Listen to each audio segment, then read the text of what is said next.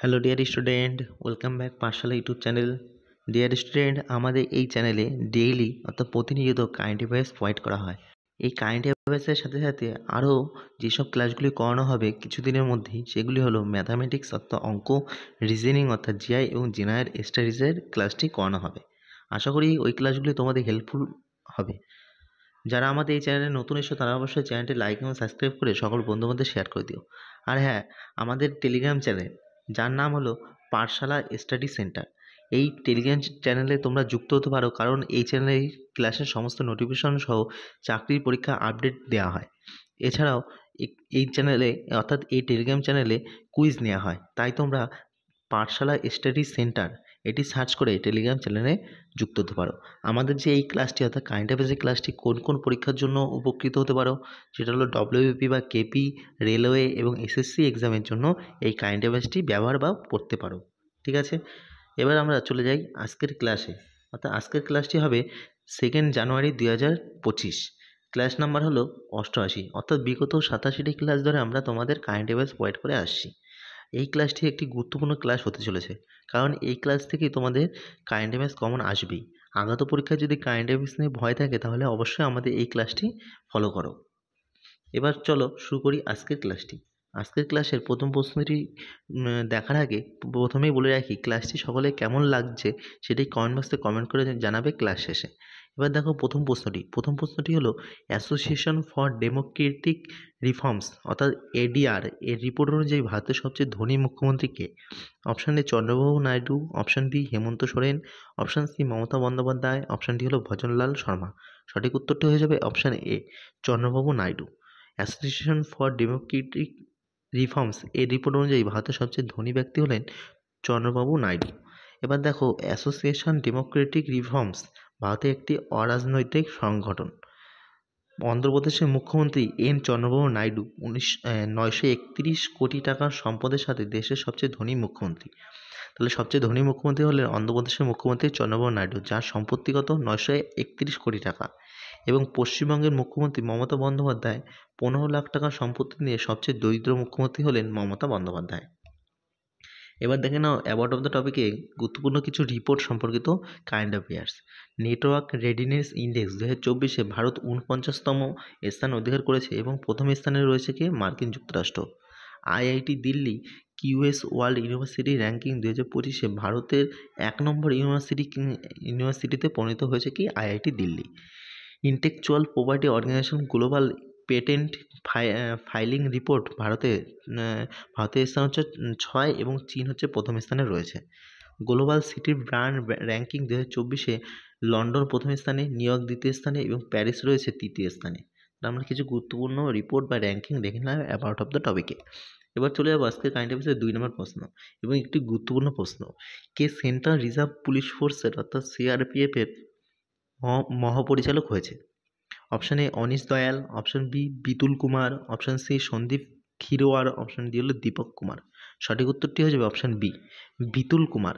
Central reserve police force অর্থাৎ CRPF এর DG বা মহাপরিচালক বা ডাইরেক্টর জেনারেল হয়েছেন বিতুল কুমার। সিআরপিএফ এর বর্তমান মহাপরিচালক কে রয়েছে? অনিশ দয়াল সিং রয়েছে এবং তিনি অবসর নিচ্ছেন, তার জন্য তার জায়গায় নবনিযুক্ত হয়েছে বিতুল কুমার। এবার যেহেতু এখানে সিআরপিএফের কথা এসছে, তাই আমরা অ্যাবাউট অফ দ্য টপিকে সেন্ট্রাল রিজার্ভ পুলিশ ফোর্স অর্থাৎ সিআরপিএফ সম্বন্ধিত কিছু তথ্য দেখে নেব। এটি ক্রাউন রিপ্রেজেন্টেটিভ পুলিশ নামে 27 জুলাই 1939 সালে প্রতিষ্ঠিত হয়েছিল। অর্থাৎ প্রথমে এর নাম সিআরপিএফ ছিল না, এর নাম ছিল ক্রাউন রিপ্রেজেন্টেটিভ পুলিশ, যেটি প্রতিষ্ঠিত হয়েছিল 27 জুলাই 1939 সালে। 1949 সালে এর নাম পরিবর্তন করে সেন্ট্রাল রিজার্ভ পুলিশ ফোর্স অর্থাৎ সিআরপিএফ করা হয়েছিল। এটি স্বরাষ্ট্র মন্ত্রণালয়ের অধীনে আসে। মুখ্য ভূমিকা কি? এর মুখ্য ভূমিকা হলো অভ্যন্তরীণ নিরাপত্তা প্রদান, সন্ত্রাসবাদ ও বিদ্রোহ দমন করা হলো এর কাজ। যেহেতু এখানে সিআরপিএফের ডিজির কথা এসে, তাই আমরা আধা সামরিক বাহিনীর ডিজিদের দেখে নেব রিলেটেড আপডেটসে। প্রথমে দেখো, ন্যাশনাল সিকিউরিটি গার্ড অর্থাৎ এনএসজি এর ডিজি কে রয়েছেন বর্তমানে? B Srinivasan. National disaster response force অর্থাৎ এনডিআরএফ এর ডিজি হলেন পীয়ূষ আনন্দ। আইটিবিপির ডিজি কে রয়েছেন? রাহুল রজগোত্র। আসাম রাইফেলের ডিজি হলেন Vikas Lakhera. Railway protection force অর্থাৎ আরপিএফ এর ডিজি হয়েছেন Manoj Yadav. Special protection group অর্থাৎ এসপিজি এর ডিজি হলেন অলোক শর্মা। ভারতীয় কোস্টগার্ডের ডিজিকে পরমেশ শিবমণি। সশস্ত্র সীমা বল অর্থাৎ এসএসবি এর ডিজিকে অমৃতমোহন প্রসাদ। সেন্ট্রাল ইন্ডাস্ট্রিয়াল সিকিউরিটি ফোর্স অর্থাৎ সিআইএসএফ এর ডিজি কে রয়েছেন আর.এস. ভাট্টি হলেন সিআইএসএফ এর ডিজি। তাহলে আমরা বিভিন্ন আধা বাহিনীর ডিজিদের অর্থাৎ ডাইরেক্টর জেনারেলদের রিলেটেড আপডেটসে দেখে নিলাম, যেগুলি পরীক্ষা আসে, ঠিক আছে, এবং এসেছে। এবার দেখো 3 নম্বর প্রশ্নটি। 3 নম্বর প্রশ্ন হলো প্রো কবাডি লিগ এর 11তম সিজন কে জিতেছেন? আরেকটি গুরুত্বপূর্ণ প্রশ্ন, যেটি পরীক্ষায় আসবেই। Option A Puneri Paltan, option B Jaipur pink panthers, option C Dabang Delhi, option D হলো হরিয়ানা স্টিলার্স। সঠিক উত্তরটি হলো অপশন ডি, হরিয়ানা স্টিলার্স। এই হরিয়ানা স্টিলার্স দলটি প্রো কবাডি লিগের 11তম সিজনটি জিতেছে। পাটনা পাইরেটসকে হারিয়ে প্রো কবাডি লিগ সিজন 11 শিরোপা জিতেছে হরিয়ানা স্টিলার্স।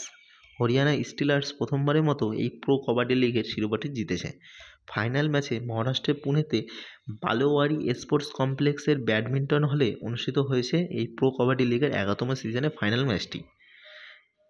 দেখো এবার শীর্ষ স্কোরার হয়েছেন দেবাঙ্গ দালাল। 301 পয়েন্ট পেয়েছেন তিনি, পাটনা পাইরেটসের খেলোয়াড় দেবাঙ্গ দালাল। প্রো কবাডি লিগের প্রথম সংস্করণ শুরু হয়েছিল 2014 সালে। কবাডি খেলায় কয়জন থাকে? কবাডি খেলায় 7 জন খেলোয়াড় নিয়ে খেলা হয় কবাডি খেলা। এবার দেখে নাও আজকে 4 নম্বর প্রশ্নটি। 4 নম্বর প্রশ্ন হলো কোন মহাকাশ সংস্থা সফলভাবে স্পেস ডকিং মিশন, তার নাম কি, স্পেডেক্স মিশন চালু করেছে?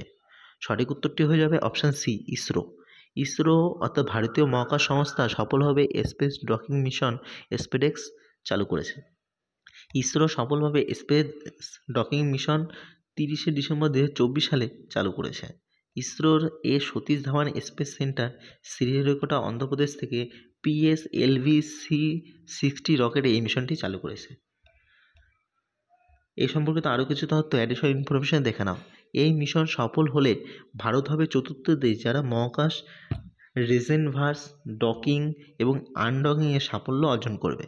এর আগে যুক্তরাষ্ট্র, চীন এবং রাশিয়া এই কৃতিত্ব অর্জন করেছিল। এবার দেখব এই স্পেস রেজেনভার্স কি। স্পেস রেজেনভার্স হলো দুটি মহাকাশযানকে একসাথে আনার প্রক্রিয়া হলো স্পেস রেজেনভার্স। এবং এই ডকিং কি? ডকিং মানে দুটি মহাকাশযানকে মিলিত করা হলো ডকিং। তাহলে আনডকিং কী হবে? দুটি মহাকাশযানকে আলাদা করা হলো আনডকিং। অর্থাৎ আমাদের যে এখন স্পেস স্টেশন রয়েছে সেটার যা আকৃতি কেমন সেটা আমরা সবাই জানি, কিন্তু সেটাকে তো ওইভাবে তো ওপরে উৎক্ষেপণ করা হয়নি, তাই না? উৎক্ষেপণ করা হয়েছে কি, আলাদা আলাদা স্যাটেলাইট পাঠানো হয়েছে, সেগুলিকে ডকিংয়ের মাধ্যমে অর্থাৎ দুটি মহাকাশযানকে একসাথে যুক্ত করে ডকিংয়ের মাধ্যমে সেটি এখন এত বৃহৎ একটি জায়ান্ট স্পেস স্টেশনে পরিণত হয়েছে। এবার দেখো অ্যাবাউট অফ দ্য টপিকে গুরুত্বপূর্ণ কিছু কারেন্ট অ্যাফেয়ার্স। ইসরো সফলভাবে CE-20 ক্রায়োজেনিক ইঞ্জিনে পরীক্ষা করেছে। ভারতের শুক্রযান 1 অর্থাৎ ভেনাস অরবিটার মিশন 2028 সালে মার্চ মাসে চালু হবে। ইসরো লেহেতে একটি অ্যানালগ মহাকাশ অভিযান শুরু করেছে। 2030 সালের মধ্যে ধ্বংসাবশেষ মুক্ত অর্থাৎ ডেব্রিজ কাকে বলে? যে মহাকাশে যেসব স্যাটেলাইটগুলি বিফল হয়ে যেগুলি ঘুরে বেড়ায় বা মহাকাশযানগুলো যেগুলি স্যাটেলাইট পাঠানোর পরে মহাকাশে ঘুরে বেড়ায় সেগুলিকে ডেব্রিজ বলে। এই 2030 সালে এই ধ্বংসাবশেষ মুক্ত অর্থাৎ ডেব্রিজ মুক্ত মহাকাশ অভিযানের লক্ষ্য রেখেছে ইসরো 2030 সালের মধ্যে। এবার দেখুন আজকের কারেন্ট অ্যাফেয়ার্সের 5 নম্বর প্রশ্নটি। 5 নম্বর প্রশ্ন হলো দেশের প্রথম সামুদ্রিক কাঁচের সেতু কোথায় উদ্বোধন করা হয়েছে? Option A Visakhapatnam, option B Mumbai, option C Kanyakumari, option D হলো কটক। সঠিক উত্তরটি হলো অপশন সি কন্যাকুমারী। কন্যাকুমারীতে দেশের প্রথম সামুদ্রিক কাঁচের সেতু উদ্বোধন করা হয়েছে। তামিলনাড়ুর কন্যাকুমারী উপকূলে দেশের প্রথম সামুদ্রিক কাঁচের সেতুর কাজ শেষ হয়েছে। এই সেতুটি 77 মিটার দীর্ঘ এবং 10 মিটার চওড়া, অর্থাৎ এটি লম্বায় 77 মিটার এবং চওড়ায় 10 মিটার। সেতুটি নির্মাণের ফলে পর্যটকরা কন্যাকুমারী উদ্যানের তীরে বিবেকানন্দ রক থেকে মেমোরিয়াল থেকে সরাসরি 133 ফুট লম্বা তিরুভাল্লুভার মূর্তির কাছে পৌঁছতে পারবে এই সেতুর মাধ্যমে। এবার অ্যাবাউট অফ দ্য টপিকে যেহেতু 2024 সালে প্রথম ঘটনা বলেছে, তাই অ্যাবাউট অফ দ্য টপিকে 2024 সালে কিছু প্রথম ঘটনা দেখে নেব। প্রথম মহিলা পাইলট যিনি তেজস যুদ্ধ বিমান চালনা করেছে বা চালিয়েছে তা হলো মোহনা সিং। ভারতের প্রথম শকুন প্রযোজন কেন্দ্র উদ্বোধন করা হয়েছে কোথায়? গোরক্ষপুর, উত্তরপ্রদেশ। এরপরে পরবর্তী দেখো, সিদ্ধার্থ আগরওয়াল হলেন সবচেয়ে বয়স্ক মহিলা যিনি একাই ইংলিশ চ্যানেলে সাঁতার কেটেছেন। কুষ্ঠরোগ নির্মূল করার প্রথম দেশের নাম কি? জর্ডান। ইংলিশ চ্যানেল পার হওয়া সবচেয়ে কম বয়সী এবং দ্রুততম সাঁতারু কে হয়েছেন? জিয়ারাজ হয়েছেন। এবার দেখুন আজকে কারেন্ট অ্যাফেয়ার্সের 6 নম্বর প্রশ্নটি, কে ভারতীয় জাতীয় মোটরসাইকেল ড্র্যাগ রেসিং চ্যাম্পিয়নশিপ হয়েছেন? সঠিক উত্তরটি হয়ে যাবে অপশান এ, হেমন্ত মুদ্রাপ্পা। হেমন্ত মুদ্রাপ্পা ভারতের জাতীয় মোটরসাইকেল ড্র্যাগ রেসিং চ্যাম্পিয়নশিপ হয়েছেন। তৃতীয়বারের মতো এই রেসিং চ্যাম্পিয়নশিপে শিরোপা জিতেছেন হেমন্ত মুদ্রাপ্পা। 15তম জাতীয় শিরোপা জেতার একমাত্র অ্যাথলেটস হয়েছেন তিনি। হেমন্ত লাইটিং লাইটিং লাইটেনিং R1 নামে পরিচিত হচ্ছে হেমন্ত মুদ্রাপ্পা। এবার দেখো 7 নম্বর প্রশ্ন। 7 নম্বর প্রশ্নটি হলো, ভারতের প্রথম মেছো বিড়াল অর্থাৎ ফিশিং ক্যাট কলারিং প্রকল্প কোন বন্যপ্রাণী অভয়ারণ্যে শুরু হয়েছে? সঠিক উত্তরটি হয়ে যাবে অপশান সি, করিঙ্গা বন্যপ্রাণী অভয়ারণ্য, অন্ধ্রপ্রদেশ। এই করিঙ্গা বন্যপ্রাণী অভয়ারণ্য অন্ধ্রপ্রদেশে ভারতের প্রথম ফিশিং ক্যাট কলারিং প্রকল্প শুরু করা হয়েছে। The wildlife institute of India, যেটি কোথায় প্রতিষ্ঠিত? দেরাদুনে রয়েছে। এখানে এই wildlife institute of India Coringa বন্যপ্রাণী অভয়ারণ্যে, যেটি অন্ধ্রপ্রদেশ রয়েছে, ভারতের প্রথম মাছ ধরা বিড়াল অর্থাৎ মেছো বিড়ালের কলারিং প্রকল্প শুরু করেছে। 2018 সালে প্রথম ফিশিং বিড়াল সমীক্ষায় 115টি মাছ ধরা বিড়ালের মধ্যে জনসংখ্যা রেকর্ড করা হয়েছে। মাছ ধরা বিড়াল IUCN রেড লিস্টে বিপন্ন শ্রেণীতে অন্তর্ভুক্ত করা হয়েছে। এবার অ্যাবাউট অফ দ্য টপিকে করিঙ্গা বন্যপ্রাণী অভয়ারণ্য সম্পর্কিত কিছু জিকে দেখে নাও। ভারতের দ্বিতীয় বৃহত্তম ম্যানগ্রোভ বাসস্থল হলো এই করিঙ্গা বন্যপ্রাণী অভয়ারণ্য। এটি বিপন্ন মাছ ধরা বিড়ালের আবাসস্থল অর্থাৎ মেছো বিড়ালের আবাসস্থল হলো এই করিঙ্গা বন্যপ্রাণী অভয়ারণ্য। এবার দেখো, গোদাবরী নদীর মুখে অবস্থিত এই অভয়ারণ্যটি অন্ধ্রপ্রদেশের কাকিনাড়ায় করিঙ্গা নদী এবং বঙ্গোপসাগরের সঙ্গমস্থলে অবস্থিত হলো এই করিঙ্গা বন্যপ্রাণী অভয়ারণ্যটি। এবার দেখে নাও আজকে কারেন্ট অ্যাফেয়ার্সের শেষ প্রশ্নটি, তম্বুলোসার উৎসব কোন দেশে পালিত হয়? Option A Bharat, option B Japan, option C Tibet, option D হলো নেপাল। সঠিক উত্তর হয়ে যাবে অপশান ডি, নেপাল। তম্বুলোসার উৎসব নেপালে পালিত হয়। এটি গুরুং সম্প্রদায় দ্বারা পালিত হয়। এই সম্প্রদায়ের সদস্যরা সাংস্কৃতিক অনুষ্ঠানের আয়োজন করে এবং এটি উদযাপন করে। এবার অ্যাবাউট অফ দ্য টপিকে নেপাল সম্পর্কিত কিছু স্ট্র্যাটেজিকে দেখে নাও। নেপালের রাজধানী কি? কাঠমান্ডু। নেপালের বর্তমান রাষ্ট্রপতি কে রয়েছে? রামচন্দ্র পাউডেল। প্রধানমন্ত্রী রয়েছে নেপালে KP শর্মা ওলি। নেপালের মুদ্রা কি? নেপালি রুপি। নেপালে একটি যুদ্ধ অভ্যাস হলো সূর্য কিরণ ব্যায়াম অভ্যাস অথবা যুদ্ধ অভ্যাস, যেটি ভারত আর নেপালের মধ্যে হয়ে থাকে। তো ডিয়ার স্টুডেন্ট, এই ছিল আজকের ক্লাসটি সকলের কেমন লাগলো সেটি অবশ্যই কমেন্ট বক্সে কমেন্ট করে জানাবে। আর হ্যাঁ, যারা চ্যানেলে নতুন এসেছো তারা অবশ্যই চ্যানেলটি লাইক এবং সাবস্ক্রাইব করে সকল বন্ধুদের শেয়ার করে দিও। আর ধন্যবাদ সবাইকে ক্লাসটি সম্পূর্ণ দেখার জন্য।